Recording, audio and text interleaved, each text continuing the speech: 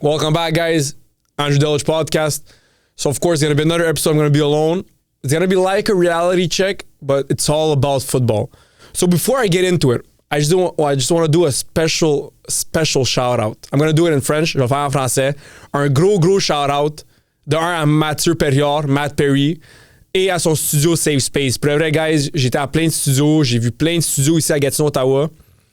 C'est de loin le meilleur studio, guys. Si jamais il y a du monde qui veut commencer un podcast, que ce soit que vous venez de Gatineau, d'Ottawa, peu importe, vous êtes dans la région, contactez Matt Perry. Pour le vrai, c'est la meilleure place. La qualité, c'est la meilleure. Vous avez un producer on-site pendant que vous faites votre podcast.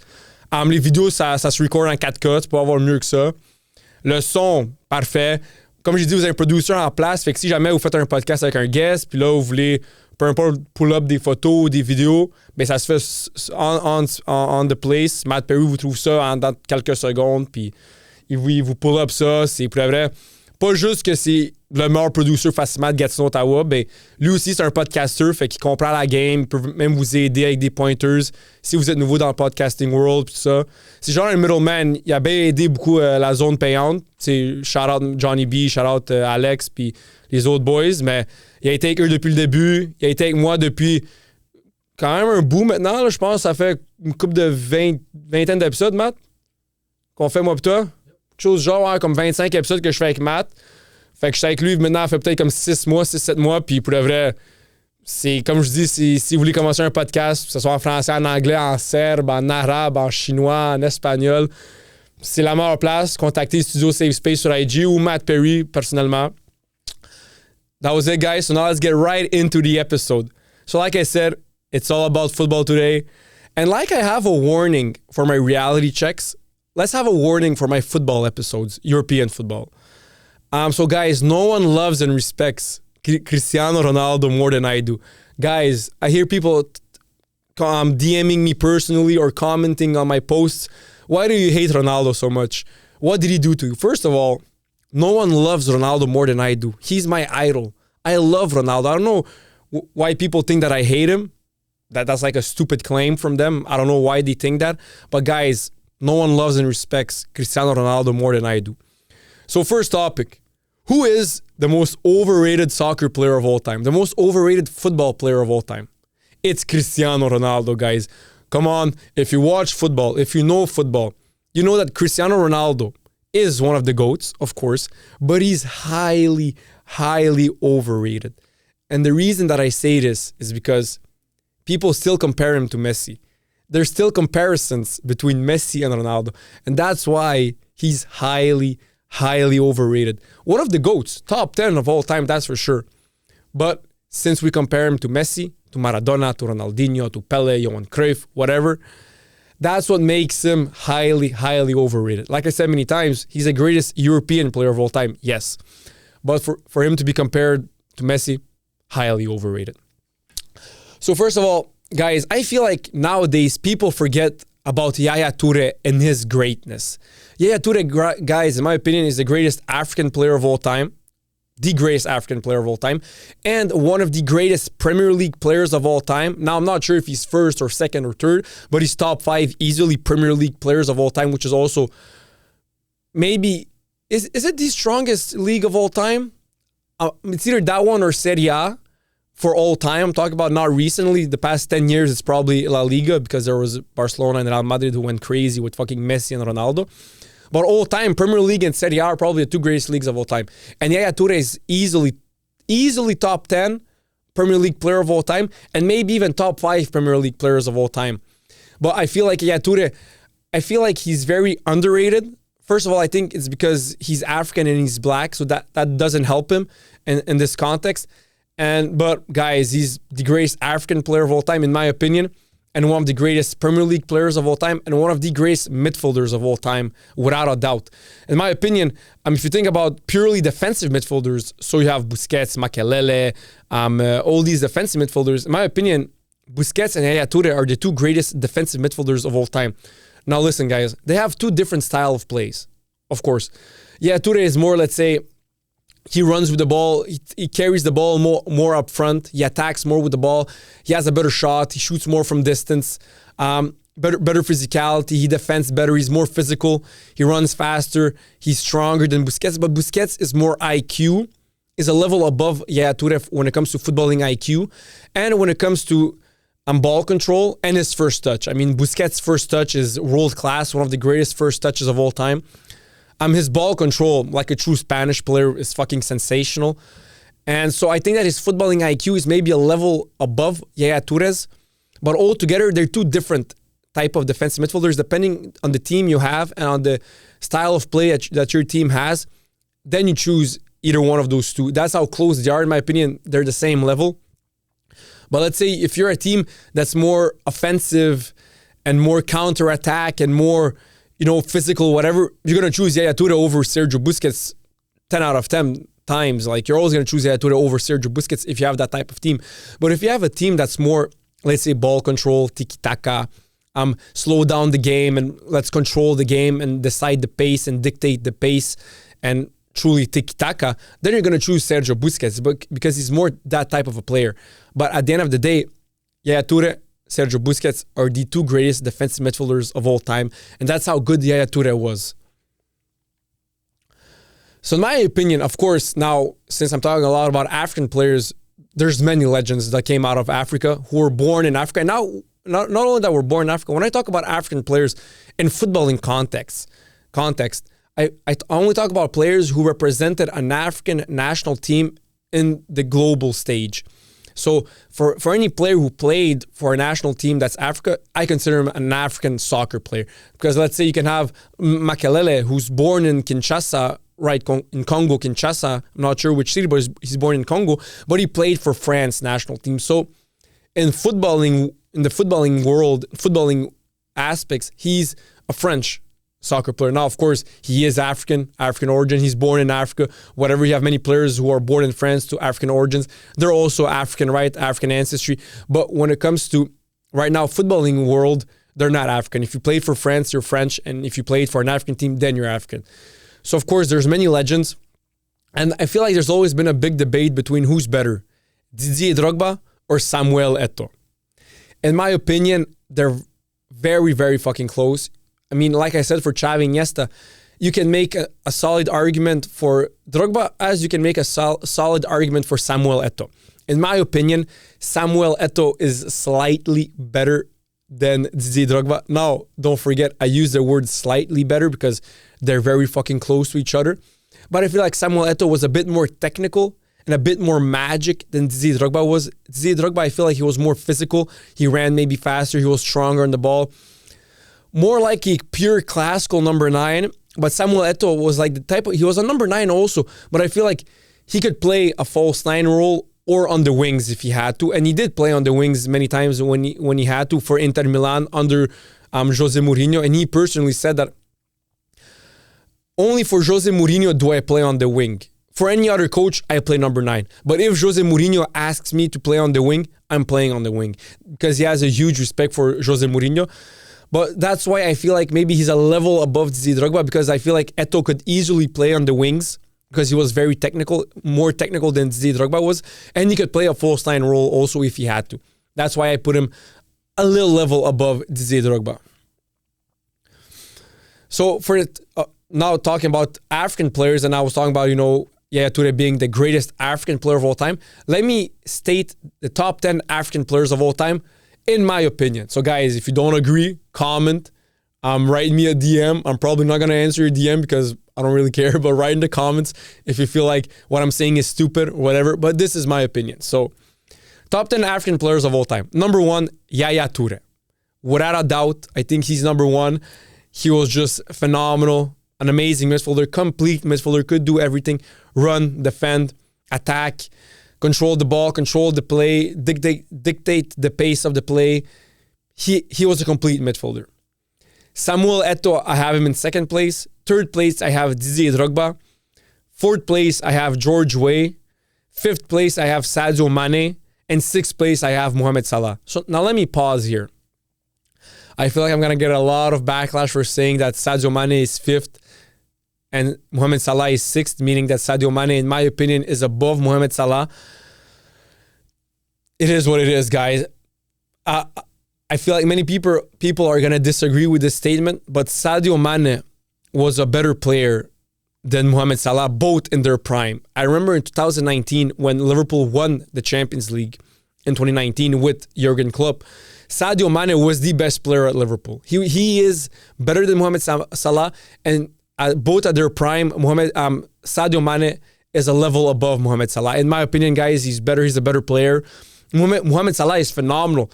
Top 10 African player of all time. I put him as 6th. But I feel like Sadio Mane was better than Mohamed Salah, and it's still, I mean, right now, Mohamed Salah, maybe right now he's better because he's still playing for Liverpool, and Sadio Mane is now he's in the Saudi Pro League, so he's basically retired. But in my opinion, Sadio Mane, when you take both of their primes, Sadio Mane is above Mohamed Salah, in my opinion. And then in 7th place, I have Abedi Pelé. In 8th place, I have JJ Okocha. In 9th place, I have Roger Milla. And in 10th place, I have Essien. Essien was a very good player, played for Chelsea. That's why I have him in 10th place for the top 10 greatest African players of all time.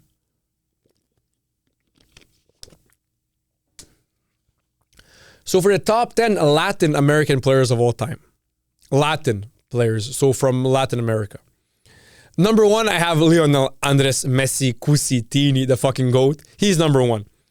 Number 2, I have Diego Armando Maradona. Number 2.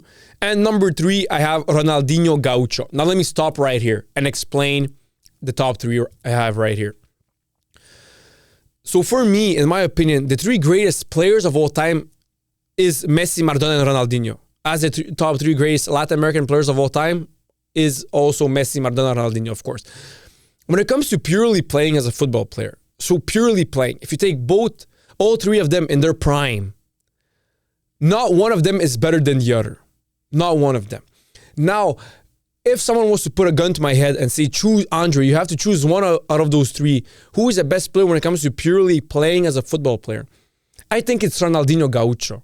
I think that all 3 of them are on the same level. But that maybe Ronaldinho, maybe guys, I'm not making a solid statement right now, maybe Ronaldinho Gaucho was slightly half a level above Diego Armando Maradona and Lionel Andres Messi Cusitini when it comes to purely playing as a footballer. Now, of course, the reason Messi is first is because his longevity is way better than Maradona's and Ronaldinho's, and he accomplished way more. I mean, guys, come on, Messi completed football. He completed football. Maradona didn't complete football. Ronaldinho didn't complete football. Messi won everything on the international stage, on the club stage, in Europe, in the entire world, and individual trophies. He won everything the most. So, of course, Messi's first, and that's why he's first. But when it comes to purely playing as a football player, Messi, Maradona, and Ronaldinho are all 3 on the same level. And if someone was to put a gun to my head and say, when it comes to footballing abilities, who's better? You have to choose one guy or we're going to kill you. I'm going to choose Ronaldinho Gaucho.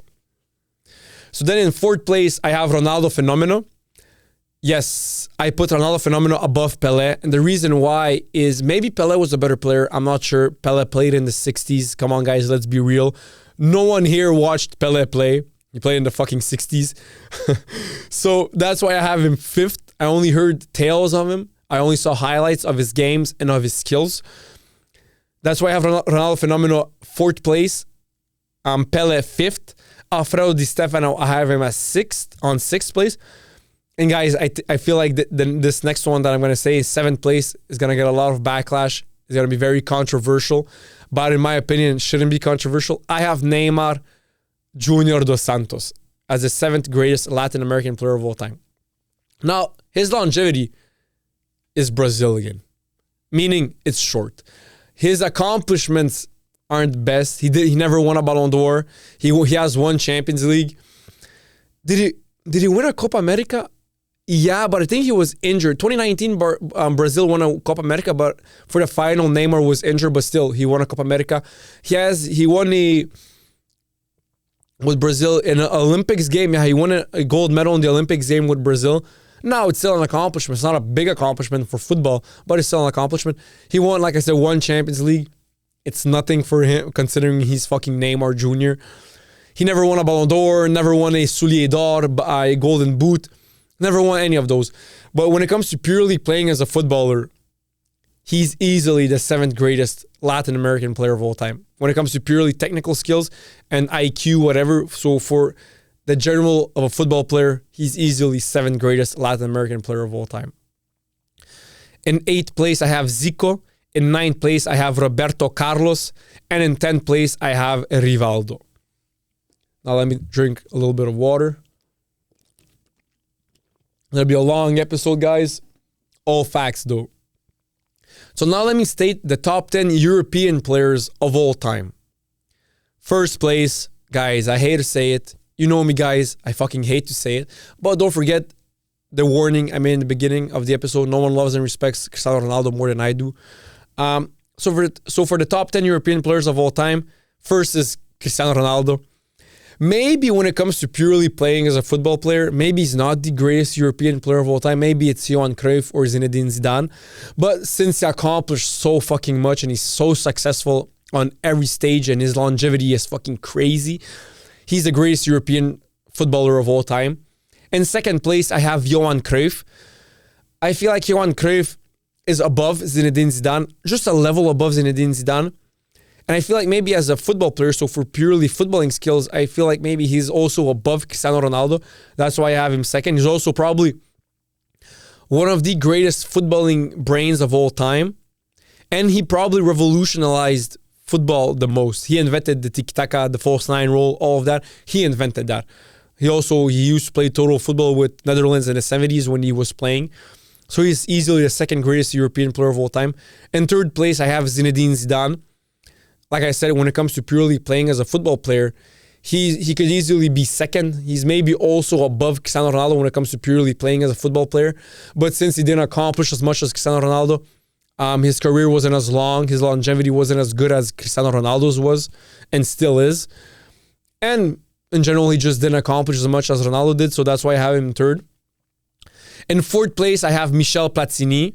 In fifth place, I have Andres Iniesta. And then in sixth place, of course, as you guys know, I have Xavi Hernandez just below Andres Iniesta. But if someone was to put Xavi Hernandez fifth and Andres Iniesta as sixth, I wouldn't argue with him because there's a solid argument to argue that Xavi Hernandez was better than Iniesta, and I wouldn't even get mad or surprised that someone was to say that Xavi was above Iniesta. But in my opinion, Iniesta is above Xavi. In seventh place, I have Franz Beckenbauer. So now, let me stop here again. Let me take some water before I have to say what I have to say. So guys, imagine this. Germany, they have 4 World Cups. They are the second national team with the most World Cups behind, of course, the kings of football, Brazil. Brazil have 5, Germany have 4, and Italy have 4, and then you have France and Argentina who have 3, France who have 2, Uruguay who have 2, and then Spain who have 1. And who else has 1 World Cup? England has 1 World Cup, Uruguay has 2, Argentina has 3, Netherlands has 0, Portugal has 0, Spain has 1. Yeah, so those are the teams who ever won a World Cup. So Germany have 4 World Cups, and their greatest player of all time is Franz Beckenbauer, a center back. Now, guys, he's probably the greatest center back of all time, fucking phenomenal. But imagine, you're a national team, you're second highest national team with the most World Cups. You have 4 fucking World Cups, more than Argentina, more than France, more than Spain, more than whoever. And your greatest player of all time is Franz Beckenbauer. And the reason why Germany has so many World Cups, I said many times, anyone who knows football knows why. Football is a team sport. It's 11 players versus 11 players, and then you have 7 players on the bench. Is it 6 or 7? I think it's 7. So it's a team sport, guys. You can have the greatest player of all time on your team, but if the team isn't good, Germany are going to come with all B+ or A- players, and they're going to fucking destroy your team with discipline, with teamwork, and with fucking dedication. That's what Germany have. That's what Germans in general have in their society as the Germanic people. They always had discipline, work ethic, whatever. And it also translates to football. That's why they have 4 fucking World Cups. And their greatest player of all time is Franz Beckenbauer, a center back. Crazy, phenomenal. In 8th place, I have Bobby Charlton. Of course, I didn't watch him play, but hearing stories, watching highlights, looking at his goal scoring tally, at his records, I have to put him 8th. In ninth place, I have Gerd Muller. Gerd Muller, for people who don't know, was a phenomenal center forward. Phenomenal. Before Messi broke the 91 goals in a calendar year in 2012, Gerd Muller held that record for 20, 30 years. He held that record with 86 goals. It's 86 or 85. I think it's 86. Let's say 86 for the sake of the argument. He held that record for 20 to 30 years with 86 goals in a calendar year. And then Messi came along and broke it in 2012 with 91 goals. Even then, it's only 5 goals more, and that's fucking Lionel Andres Messi, the greatest football player of all time. So that was a phenomenal record Gerd Muller held for many years. So that's why I have him ninth. And also in general, he was just a phenomenal center forward, phenomenal number 9. And in 10th place, who in my opinion is also, you can say, the greatest Italian player of all time, Paolo Maldini. Now, of course, he's a left back and a center back. So, as you guys know, in general, the best players are always midfielders or attacking players, especially wingers. But I feel like maybe Maldini was just a level above Andrea Pirlo, who, in my opinion, Pirlo is the greatest midfielder and the greatest attacking player out of Italy. He's the greatest midfielder by far, one of the greatest midfielders of all time. But I think Paolo Maldini was a level above Andrea Pirlo, which makes Paolo Maldini the greatest Italian player of all time. So for the top 10 most underrated players of all time, first is Ronaldinho Gaucho. And the reason why is because I still hear people say that Ronaldinho Gaucho is not one of the GOATs, which is that's ludicrous to think that Ronaldinho Gaucho is not one of the GOATs. And I see many people, many news outlets, many podcasts, many journalists not even putting Ronaldinho top 10 of all time. Guys, how the fuck can you not put Ronaldinho in the top 10 of all time players? Top 10. I mean, guys, if you don't put him top 3 of all time, you don't know shit about football. But to not put him top 10 of all time, that's fucking ludicrous. It's criminal. There should be a law, like a world general law, that if you don't put Ronaldinho top 10 of all time, you should get fucking a prison sentence. Now, of course, I'm joking, but you guys get my point. That's why I have him as the most overrated underrated. The most overrated, of course, is Cristiano Ronaldo. That's why I have Ronaldinho as the most underrated football player of all time. And second place, I have Diego Armando Maradona. And the reason why is because people always bash Maradona because his longevity wasn't the best, and because he did cocaine. First of all, I'm not a cocaine advocate. I'm not a drug advocate. Kids, don't do drugs. Don't do cocaine. It's not good for you. But at the end of the day, who cares if he did cocaine? That was his personal problem. If he delivered on the pitch, and if he was one of the greatest of all time on the pitch, he remains one of the GOATs. It's as simple as that. I don't care what he did off the pitch, who his friends were, what kind of parties he went to, what he did, how many alcohol he drank, how many fucking lines of coke he snorted, who his criminal friends were. I don't care. On the pitch, he is one of the GOATs, if not the GOAT. In third place, I have Lionel Messi. And the reason why is because, like I said in the beginning of the episode, people compare Ronaldo to Messi. That's a fucking insult to Messi. That's an insult to football fans, to real football fans like myself, like many other people. Comparing Ronaldo to Messi is a fucking insult. It should never happen.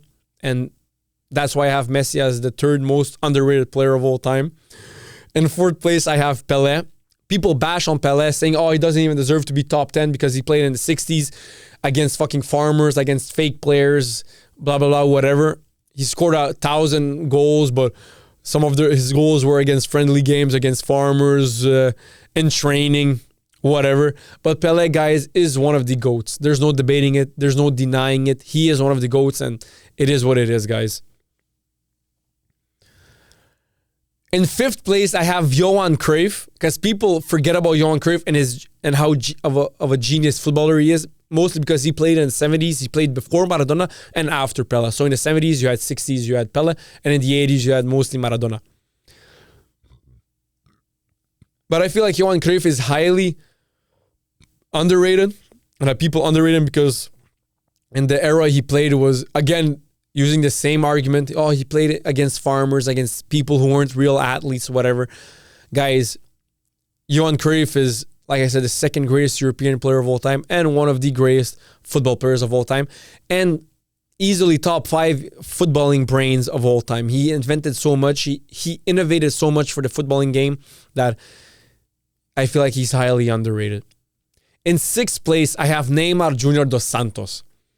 Neymar Jr. is highly underrated in my opinion. Of course, we got to keep it real. His longevity isn't the best. He didn't accomplish as much. But when it comes to purely as a football player, he's phenomenal. And he's one of the greatest football players of all time when it comes to purely football players, footballing abilities. In 7th place, now here I can get some backlash. Maybe this is going to be a bit controversial. But I have Eden Hazard. I feel like people forget about how good Eden Hazard was and how dominant he was in his prime. His prime being 2017-18 at Chelsea, his last year at Chelsea. So I would say from 2015 to 2019, that was Eden Hazard's prime. In the 2018 World Cup, he was phenomenal. In modern era football, he was the closest thing we had to Lionel Messi, Eden Hazard. He was the right-footed Lionel Messi. Now, of course, he didn't have Messi's IQ. He didn't have Messi's finishing. He didn't have Messi's free kick taking abilities. The only thing that he had that was close to Messi was his dribbling. He was like 90% of Messi when it came to dribbling. Maybe even 95% close to Messi when it came to dribbling. I mean, his dribbling was more similar to Messi's than Neymar's dribbling was similar to Messi's. Eden Hazard was closer to Messi than Neymar in the style of play.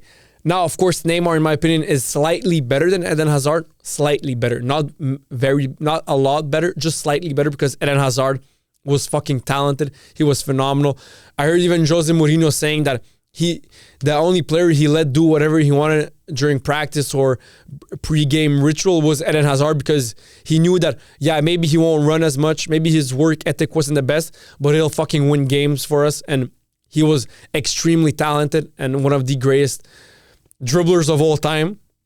Not one of the greatest players of all time. I'm not going to give him that. But he was one of the greatest dribblers of all time and the closest thing we had to Messi in modern day football.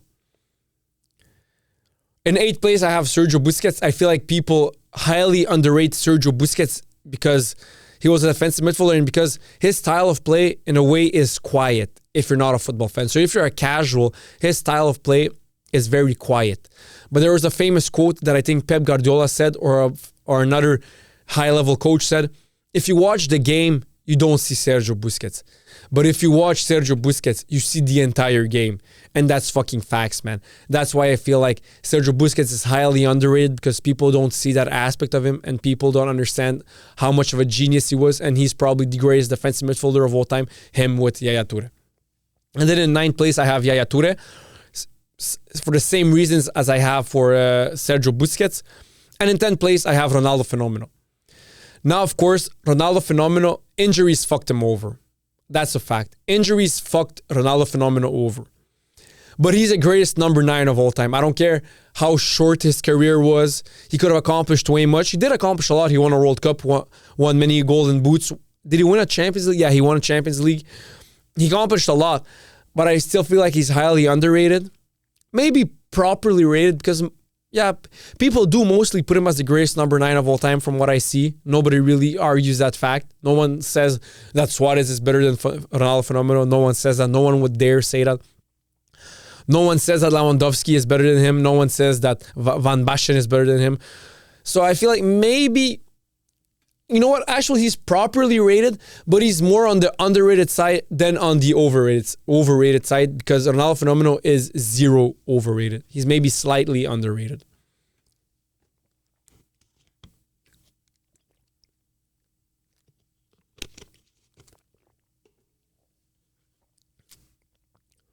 So guys, like I said, in my opinion, Eden Hazard, like I said, he's the closest thing we have to Messi in modern day football. We had because he's retired now. He retired early. He likes to eat food, man. But in his prime, like I said, from 2015 to 2019, those 4 years, he was the closest thing when it comes to style of play that we had to Messi. He was a right-footed Messi. That's how I call him, the right-footed Messi. He was phenomenal. So my thoughts on Neymar Jr. So guys, in my opinion, Neymar Jr. is one of the greatest players of all time when it comes to footballing abilities. When it comes to purely footballing abilities, he's easily top 10 of all time. Now, of course, if you add accomplishments, if you add longevity, he's not top 10 of all time. Sorry, Neymar. You know how much I love you. You're my favorite. You're my second favorite player of all time behind Messi. But you're not top 10 of all time if we add accomplishments and longevity. But when it comes to purely footballing abilities, you are top 10 of all time. That's how fucking good Neymar was. And even... just so you guys, for people who watch football now, for youngsters who watch football now, who never really watched Neymar, let me explain to you guys how special and how talented Neymar was. Out of every single player you see right now, Cole Palmer, Lamine Yamal, Kylian Mbappe, Vinicius Jr., Rodrigo, Erling Haaland, Jamal Musiala, Barcola, Ousmane Dembele, Jack Grealish, Phil Foden, Marmoush. I mean, fuck, guys, keep feeding me these youngsters. I forgot. Who am I forgetting, guys? I'm fucking whoever. I mostly named all these youngsters. Not a single youngster right now has the same potential that Neymar had. Not a single youngster right now, in my opinion, will be better than Neymar was in terms of footballing ability. The only player that maybe, I still don't see it, but maybe will be better than Neymar in footballing abilities, who has slightly a chance, is Lamine Yamal. He's the only player right now. Not no Cole Palmer, not no Erling Haaland, not no Kylian Mbappe, definitely not no Kylian Mbappe, not no Vinny. Vinny, get out. Don't even enter the talks. Not no Bellingham. Not whoever of the youngsters right now has the same potential that Neymar had. Now, maybe most of these players will have a better longevity than Neymar, and maybe they will accomplish more with their clubs and on the international stage than Neymar did. And maybe some of them will win Ballon d'Ors, which if you only win one Ballon d'Or, that's already more than Neymar. But none of them will be better than Neymar when it comes to purely playing as a football player. That's how fucking good Neymar was, and that's how good and that's how talented Neymar was. Maybe Lamine Yamal is the only player right now who can maybe be better than Neymar when it comes to footballing abilities. He's only 17. We have to see it. We have to see more from him. But what he's doing right now is fucking phenomenal, man. For a 17-year-old, I never saw that. Never saw a player play that well at 17. But Neymar at 17, at 19 was also fucking phenomenal. And Neymar, if Messi's 100%, Neymar is like 92% of Messi's 100%. That's how good Neymar was. For all my youngsters who never really watched Neymar, that's how fucking good he was. So in my opinion, I know recently there's been a big debate between who's better, Eden Hazard or Mohamed Salah, both in their prime. In my opinion, guys, it shouldn't even be a debate. When it comes to purely playing as a football player, it's Eden Hazard. Eden Hazard is miles above Mohamed Salah when it comes to purely playing as a football player. He dribbles better with the ball. His vision is better. His footballing IQ is better. His passing is better. Maybe Mohamed Salah has a better finishing, has more goals than Eden Hazard, but altogether, prime Eden Hazard is above prime Mohamed Salah. There's no debate in my opinion. Okay, so recently there was a podcast, or was it an interview? I think it's a podcast. There was a podcast with Tchouameni, Samuel Eto'o, and other players. And Samuel Eto'o made a statement in French. I understand French. He made a statement in French that was, in my opinion, very ludicrous. And he became a nunk. Ever since I heard him state that statement, in my opinion, he became a nunk. He reached unk status, Samuel Eto'o. He said that in 2002, Cameroon had winning chances in the World Cup. For people who don't remember, but Brazil won the World Cup in 2002 with Rivaldo, Ronaldinho, Ronaldo Fenomeno, Roberto Carlos, Cafu, all the best players of all time. That was the team Brazil had in 2002. Then, of course, you had France with Thierry Henry, Zinedine Zidane, all amazing players. And then you had Italy, you had Germany, you had Argentina, you had Brazil. And Samuel Eto'o had the audacity to say that in 2002, Cameroon had winning chances in the World Cup. I don't know if he was serious. He looked pretty serious in the podcast.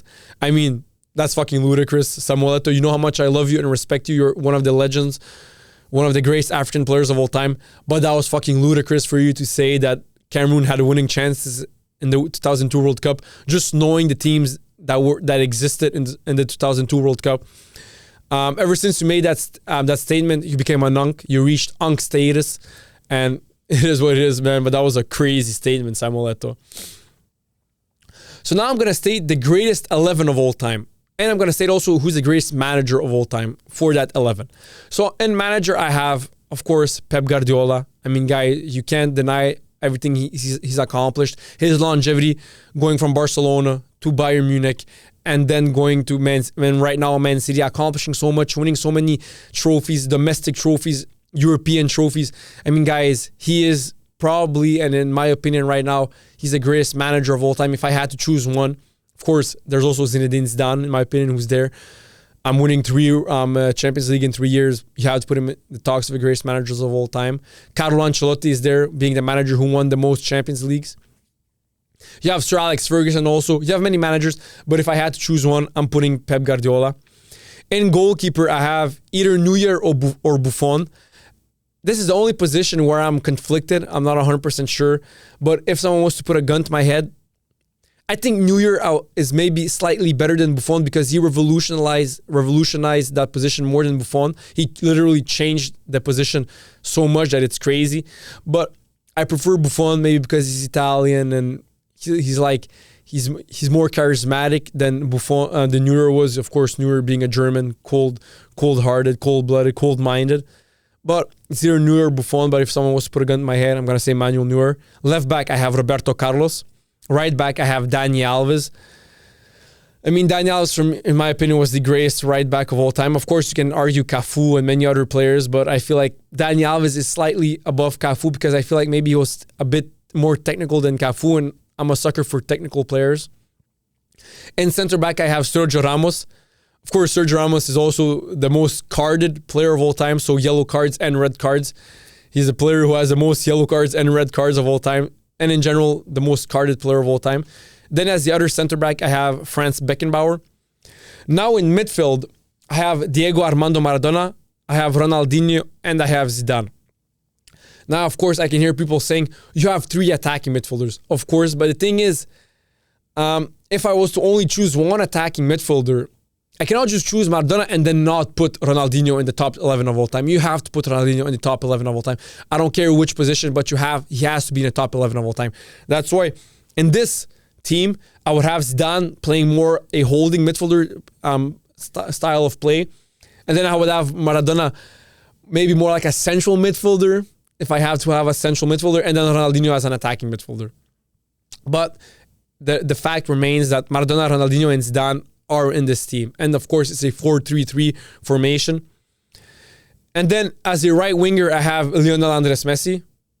He's the greatest right winger of all time. He's the greatest false nine of all time. So in this formation, I'm going to put him right winger. And then as a number 9, I have Ronaldo Fenomeno. Like I said earlier in the podcast, he's the greatest number 9 of all time. And in the left wing, of course, guys, as much as I hate to say it, but it has to be said, and it's a fact, it's the truth. Above all, facts over feelings. Cristiano Ronaldo is the greatest left winger of all time. Now, of course, he will play as a left winger, but more offensive than maybe Messi, maybe like a bit more offensive. But he's the greatest left winger of all time, Cristiano Ronaldo. So for the greatest 11 of the 21st century. So of course, manager, again, I'm going to have Pep Guardiola.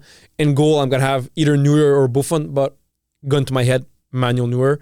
Left back, Roberto Carlos. Right back, Dani Alves. Center back, center back of Ramos and Maldini. In midfield, I'm going to have Zidane, Ronaldinho, and since Diego Maradona didn't play in 21st century, I'm going to replace him with Andres Iniesta.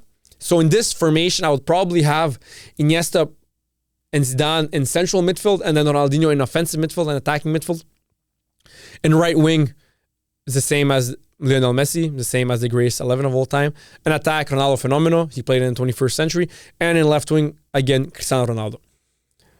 So for the greatest EPL 11 of all time, of the 21st century, manager, I have Sir Alex Ferguson. He's the greatest Premier League manager of all time. There's no debating it. He won so many leagues with Manchester United. He's the GOAT manager for the Premier League. In goal, I have Peter Cech. As left back, I have Ashley Cole. As right back, it's either Gary Neville or TAA. Now, maybe because of recency bias and since I'm young, so I watched way more TAA than Gary Neville, I'm choosing TAA, but you can easily argue that it should be Gary Neville. In center back, I have Nemanja Vidic and John Terry. Nemanja Vidic, for people who don't know, He won twice the greatest Premier League player in the season. Twice. For 2 seasons, he won the best player of the Premier League. That's how fucking good Nemanja Vidic was. It's crazy for a center back to win twice the greatest Premier League player. I think Van Dijk only won it once, and he's a fucking legend. Vidic won it twice in the prime of the Premier League. So that's why I have Vidic and John Terry. In midfield, in defensive midfielder, I'm going to have Yaya Toure. In central midfield, I'm going to have Paul Scholes. And as an attacking midfielder, I'm going to have Kevin De Bruyne, KDB. Now in attack. Since I want to put all 3 of them, I want to put Hazard, Henry, and Cristiano Ronaldo. So this is how I'm going to do it. I'm going to put Eden Hazard on the left wing. I'm going to put Cristiano Ronaldo on the right wing. In Premier League, he played mostly in the left and the right wing. And as number 9, I'm going to have Thierry Henry. So now for the greatest La Liga of all time and of the 21st century. So just to spice things up and make it a bit different, I'm going to put, I'm going to put Zinedine Zidane as the greatest La Liga manager of all time. Why? Because he won 3 Champions Leagues in 3 years. It was never done before. It's fucking crazy, man. I don't know how he did it. Of course, the team was fucking phenomenal. He had an amazing team, a crazy team. But still, 3 Champions Leagues in 3 years. That's why, in my opinion, he's the greatest La Liga manager of all time. Now, of course, you can argue Zinedine Zidane or Pep Guardiola. But since I put Pep Guardiola as the greatest all-time manager of all time, that's why I'm going to put Zinedine Zidane. In goal, I'm going to have Casillas. Left back, I'm going to have Roberto Carlos. Right back, I'm going to have Dani Alves. Center back, I'm going to have Sergio Ramos and Carles Puyol. In midfield, I'm going to have a trio midfield of Zinedine Zidane, Xavi, and Iniesta. So in this midfield, how I'm going to do is I'm going to put Xavi as a holding midfielder, deep-lying playmaker, like Andrea Pirlo was. In central midfield, I'm going to have Andres Iniesta. And in attacking midfield, I'm going to have Zinedine Zidane. Of course, like the greatest 11 of all time, I'm going to have right wing Lionel Messi, number 9, Ronaldo Fenomeno, and on the left wing, Cristiano Ronaldo. So I know in the recent podcast I did football with Luca, and even before that, I stated many times that, you know what, maybe Mohamed Salah is having the greatest season right now. That's a fact. He maybe on stats-wise, when it comes to goals and assists, he's the best goal scorer and the best assist maker in the Premier League and in the entire top 5 European leagues. But I think that maybe Rafinha should win this year's Ballon d'Or, because I feel like he's better than Mohamed Salah. He dribbles better, his vision is better, his IQ is better, but in general, he dribbles better than Mohamed Salah. He's less stiff and less robotic than Salah. So I prefer Rafinha because of his style of play, but maybe Mohamed Salah, it's either Mohamed Salah or Rafinha, guys. But Rafinha, if Rafinha wins it, it's not a fluke. He fucking deserves it also. But if Mohamed Salah wins it, he also deserves it. But I don't want to see no Mbappe winning it. I don't want to see no Vinicius. If I see fucking Vinicius winning this year's Ballon d'Or, I'm going berserk. That wouldn't make sense. He had his chance. In my opinion, he should have won last year's Ballon d'Or, which was Rodri. But in my opinion, Vinny should have won it. But that was his only chance. He's never going to win a Ballon d'Or ever again, in my opinion. And this year should be either Rafinha or Mohamed Salah. But since I'm a Barca fan, of course, I'm going to be biased. And since I prefer Rafinha's style of play, which is more technical, more magic, and more dribbling, I would give it to Rafinha over Salah. But if Salah was to win it, I wouldn't mind. And I wouldn't get angry or disappointed or whatever. So the only countries who never won a World Cup but have a chance of winning a World Cup is Portugal or the Netherlands. For people who don't know, the Netherlands, they went 3 times in the final of the World Cup and they lost all 3 times. I think twice against Germany and once against Spain in 2010. And I think the 2 times it was when Johan Cruyff played. And I think both of those times it was against Germany. I'm not sure, but one of those times was definitely against Germany, West Germany. And I think the other time was also against Germany. So they went 3 times in the World Cup final and they never won it. So I feel like out of every team who never won a World Cup, Holland are first for winning the World Cup, who never won a World Cup. They have the most chances. Second, I would put Portugal. And third, even, I would put Croatia. Now, guys, I understand that I'm originally from Yugoslavia, ex-Yugoslavia, so maybe there's bias. But I'm not trying to be biased. I don't want to be biased. But if you look at stats and facts over feelings and over emotions, Croatia finished once in the World Cup in 2018, and they finished third 2 times in the World Cup. Once in 1998, and the other time recently in 2022. So guys, when you think about it on facts and stats, they're better than Portugal in the World Cup. Portugal never finished second, and I'm pretty sure they never finished third in the World Cup. Never. So that's why maybe they're above Portugal, but since Portugal, of course, they have Cristiano Ronaldo. I mean, they had Cristiano Ronaldo. They don't have him anymore, but right now they have a better team than Croatia with João Felix, Bernardo Silva, Bruno Fernandes, Rafael Leao. They have a better team than Croatia in general. But if you look at stats, Croatia had better performances than Portugal in their World Cup. So maybe even Croatia are second and Portugal third. But if someone has a gun to my head, I'm going to put Portugal second and Croatia third. So right now, Pedri is the greatest midfielder on planet Earth. It's not no Bellingham. It's not no Chouameni. It's not no Camavinga. It's not no whoever. Pedri is the greatest midfielder on planet Earth right now. He's the closest thing we have to Xavi and Iniesta. In modern day football, I feel like all the midfielders are very box-to-box and very less technical than Xavi and Iniesta were. But right now, to see Pedri being so technical and so close to Xavi and Iniesta, it's a breath of fresh air, man. So beautiful to see. It's so magic. And like I said, Pedri is the greatest midfielder right now. He's the closest thing we have to Xavi and Iniesta, like I already said. And it's so beautiful to see that in this era of football, which is very tactical, it's very robotic in a way. If you look at, let's say, Real Madrid's midfield, it's very tactical and robotic with Camavinga, Valverde, and Bellingham being box-to-box and workhorses. But it's nice to see, man, as being a sucker for technical players, it's nice to see Pedri be so beautiful and be so close to what Iniesta was. Now, in my opinion, I don't think he'll be as good as Iniesta was. Maybe he will. He's only 22 years old. Only time will tell. But so far, in the entire world, he's the closest thing we have to Xavi Iniesta, and it's so beautiful to see, man. Currently, FC Barcelona is currently the team with the best future and the best potential on planet Earth. Of course, maybe right now, even now, they're easily top 3 teams in the world right now. If you have Liverpool, then you had Barca, and then maybe you had... Barca humiliated Real twice. They didn't win. They humiliated Real twice. So in my opinion, maybe Real are first in the La Liga and Barca are third. But if you look at the Champions League, Barca finished second and Real Madrid finished what did he finish? 16th or something? Altogether, I think Barca are better than Real Madrid. Maybe the only team right now currently who are better than Barcelona is Liverpool. And even then, there's a debate between Liverpool or Barcelona. Someone could easily say that Barcelona are right now above Liverpool. So that's why, and if you look at Barca, they're all fucking teenagers, man. They're all below the age of 25, their best players, except for Rafinha, who's 27 or 28, entering his prime. So he still has 6 or 7 years in his prime until 35. So right now, currently, Barcelona by far have the best potential and the best future. And right now, maybe Liverpool are better right now. But if you look at potential and future, Barca are above Liverpool and they're above any other team in the world and, of course, in Europe. But in the world, they're above any team when it comes to potential and future, FC Barcelona. So in my opinion, FC Barcelona is the most beautiful team of all time and the best football team of all time. Of course, Real Madrid is the king of football. All time is the king. They have 15 Champions Leagues. They won the most. They're the most accomplished team of all time. But Barcelona played the most beautiful football of all time, and they still play the most beautiful football. They revolutionized football the most. Their way of football, their peak of football is the best peak of all time. Barca 2011 is the greatest football team of all time. By far. No one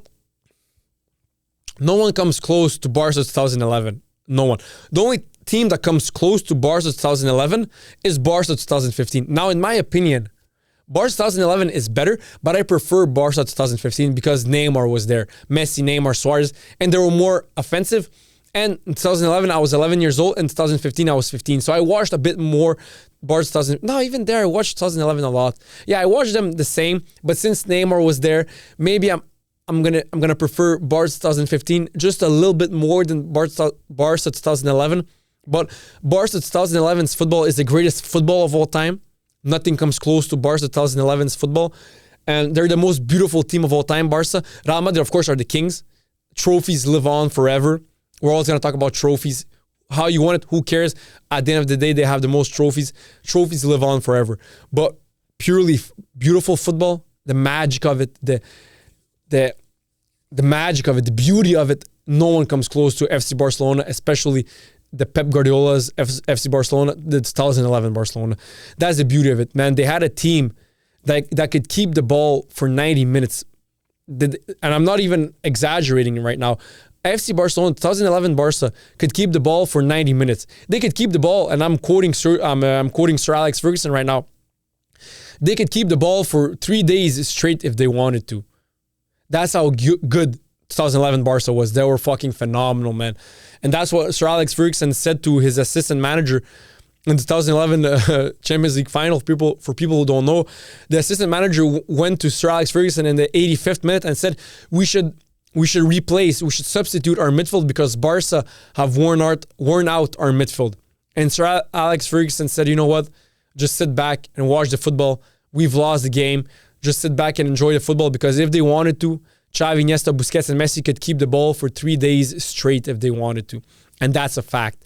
So when it comes to the beauty of football and to the beauty of playing style, Barca is by far number one. All time, they're by far number one, and especially Barca 2011. And then you can add Barca 2015. So imagine the two greatest teams of all time is Barca 2011, and the second team is still Barca, and it's Barca 2015. That's how fucking phenomenal they were. And in my opinion, yes, Barca 2011 and Barca 2015 are above Barca 2009 because Messi was still very young, and those two teams are above Barca 2009 in my opinion. And third place, guys, it's Barca 2009. So the three greatest 11 of all time are Barca. You have first Barca 2011, second you have Barca 2015, and in third place you have Barca 2009. And then you can add Zinedine Zidane's Real Madrid, you can add Sir Alex Ferguson's Man United, one of the AC Milans, and Bayern Munich's maybe even, and then Man City recently, maybe top 10, but not top 5. But the top three teams of all time, 11s of all time, the top three of them, first is Barca 2011, Barca 2015, and then Barca 2009. So the top three are Barca teams. That's how fucking beautiful their football was, man. So I've always said this to all my friends who are big Real Madrid fans. Real Madrid need to find a way to unlock Brahim Diaz. Brahim Diaz is phenomenal, man, with the ball. He's phenomenal. He could easily, man, if they unlock him, he has the potential to be maybe the best player at Real Madrid. That's how fucking his talent is amazing, and that's the potential he has. Real Madrid right now, of course, with their midfield who are very one-dimensional, very workhorses and very box-to-box with Valverde, Camavinga, Jude Bellingham, they're missing the magic that Barca have with Pedri, that Man City have with Foden and De Bruyne, that Bayern Munich have with Jamal Musiala, many other teams. But they're missing that magic from a number 10. And Brahim Diaz could be that man if Real Madrid find a way to unlock Brahim Diaz. Brahim Diaz could be that man for Real Madrid. Right now with Modric leaving, he's like 39 years old.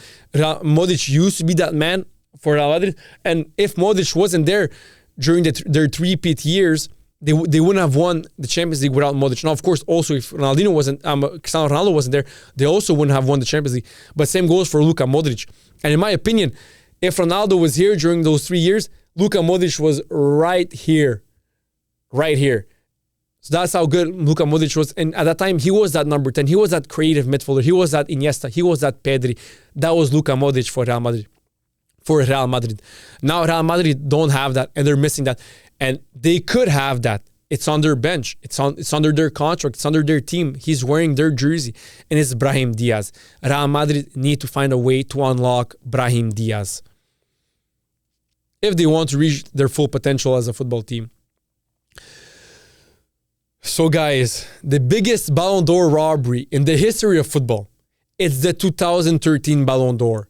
Cristiano Ronaldo robbed the hell out of Franck Ribéry for that Ballon d'Or.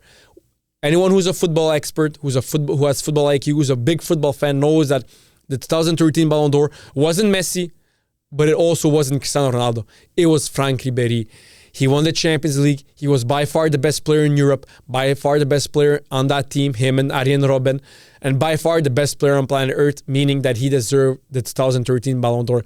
I hear many people talk about how Messi robbed so many Ballon d'Ors. First of all, Messi never robbed a Ballon d'Or. Messi got Ballon d'Ors robbed for him. He only has 8. And people say only. Yeah, for Messi, 8 is nothing. Messi should have every single Ballon d'Or from 2009 to 2022. From 2009 to 2022, he should have every single Ballon d'Or. Even 2023, he should have every single Ballon d'Or, except for 2013, which Franck Ribéry deserved. Ronaldo did not deserve the 2013 Ballon d'Or. Franck Ribéry deserved that Ballon d'Or. Now, of course, Ronaldo deserved the 2008 Ballon d'Or, but the 2013 Ballon d'Or is for Franck Ribéry, man. The biggest robbery in the Ballon d'Or history.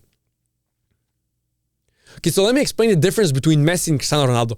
So if you take away all of Messi's goal, every single goal Messi has scored, so Messi has 0 goals, but he remains the same playmaker he is and the same player he is, he remains the greatest player of all time.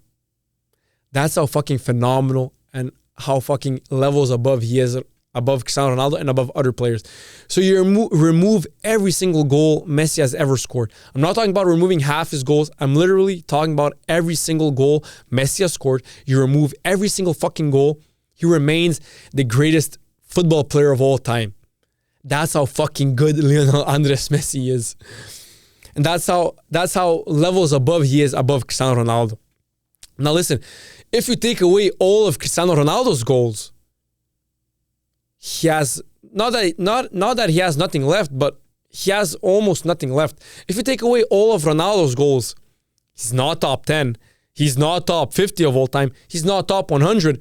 He's maybe not even top 1,000. Jesus fucking Christ. Maybe top 1,000. I don't know. But if you remove all of Cristiano Ronaldo's goals, he's not top 10 of all time. He's not even top 100. He's maybe top 1,000. And that is the big difference between Messi and Cristiano Ronaldo. Can you imagine how big of a difference that is? So if you remove all of Messi's goals, every single goal, he remains by far the greatest football player of all time.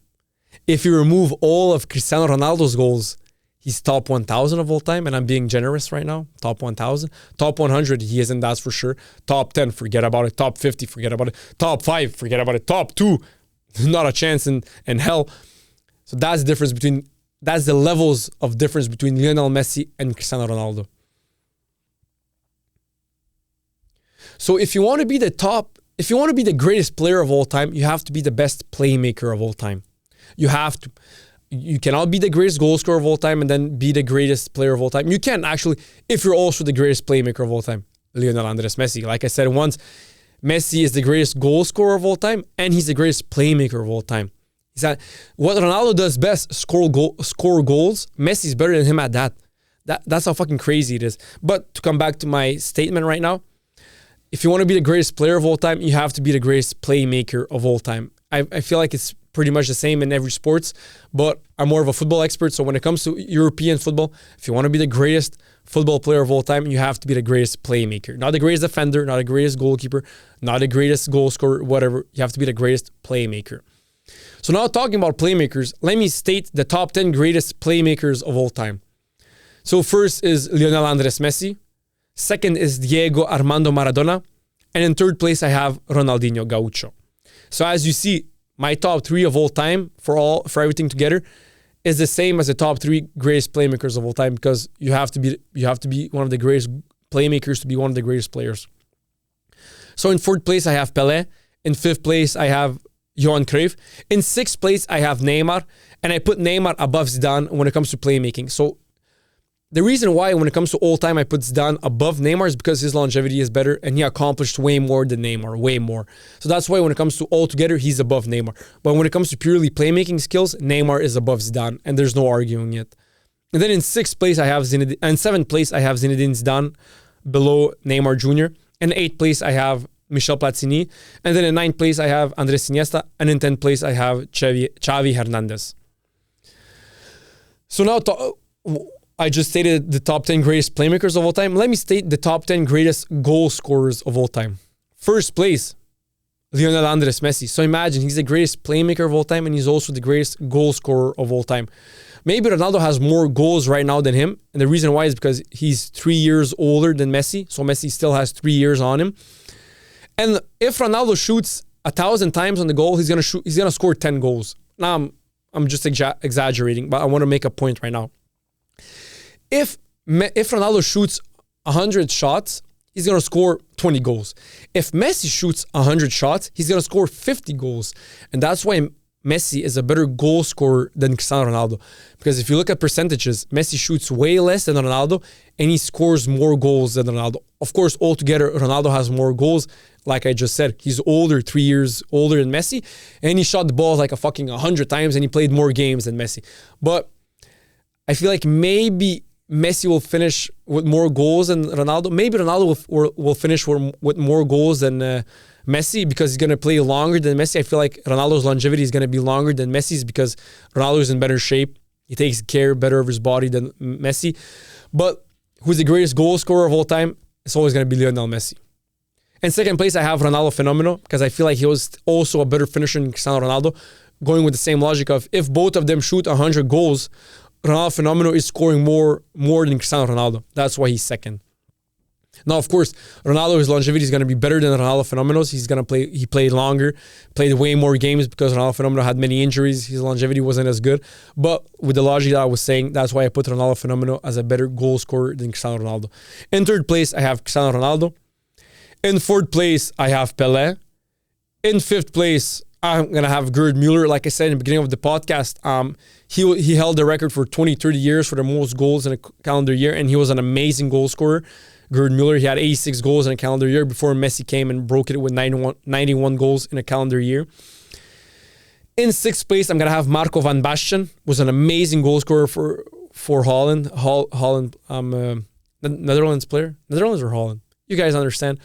Marco van Basten is sixth place. Seventh place, I have Eusebio.